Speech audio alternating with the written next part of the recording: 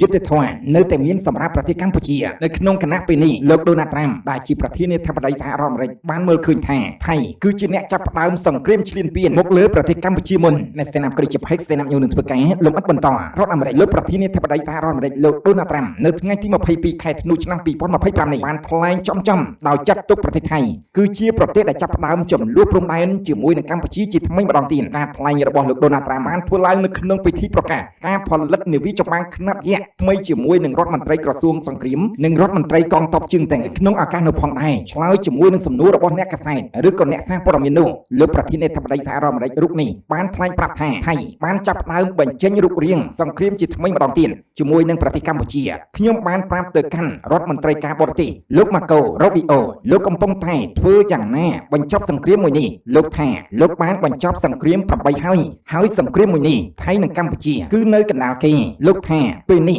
រវាងប្រជាជនទាំងពីរមានការស្អប់និងគុំគួនគ្នាជាខ្លាំងបានជាព័ត៌មានដែលយើងខ្ញុំបានលើកឡើងនេះសូមបញ្ចប់ពីខ្ញុំ Stand Up News